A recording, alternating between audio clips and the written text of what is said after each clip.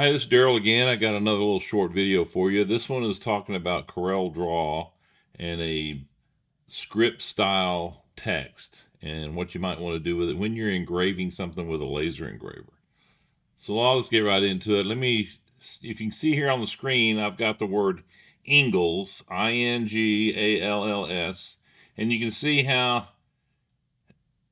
it crosses over. These letters connect with each other, and it looks fine.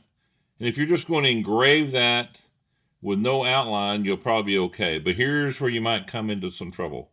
So let's select that.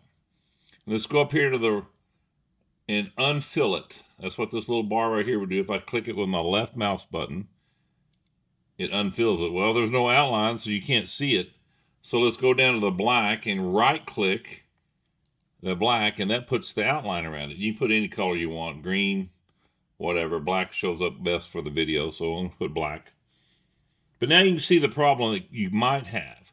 So if you're going to engrave this and you want an outline vectored in to kind of highlight the letters, as I suggest that you do most of the time because it really makes a nice clean looking font on wood or whatever you're engraving on, then you can see what's going to happen. It's going to, if you fill this with black, it's going to engrave this part, but then it's going to come back and it's going to put a little vector line around it, and it's going to cut in to where your black is. We really don't want that. That's going to make if that's the effect you want, that's fine, but it's going to look a little funny. So what are we going to do about it? Well, we could come up here and you click on this virtual segment delete tool. Now the problem with that is it's not going to work because this is a font, an outline of a font. So we got to do something to it before. It's all selected, you can see. Let's go up to Object, come down to Convert to Curves, and now see what happens. Each individual little line is going to be, I can go in and click it and cut it. So let's go into this N and G where they overlap, get rid of that on the inside, and then cut that out right there. Okay, that looks good. Let's go over here to the A and the L, the first L, and let's cut those overlaps out. Same with the L to the L. And I may have shown you this before, but this is going to be a little bit different on how we fix it. And here's this S overlaps. Well, whatever's on the inside we need to get rid of on that one, and whatever's on the inside of this one we'll get rid of that. And so now, I tell you what, yep, that's going to be right. All right, well, and then there's one more little piece up here where it overlaps. Let's get rid of that one and get rid of that one. Now you think, well, I'm finished. Let's just fill it.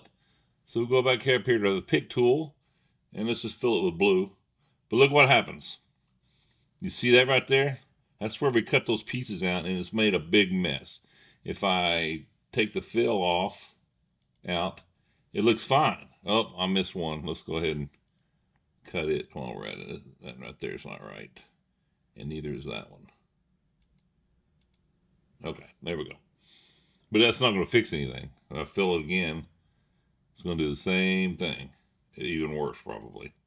Yeah, see all that? That's no good. Now, an easy fix for that, I'm about to show you. Let's take the fill back out of it.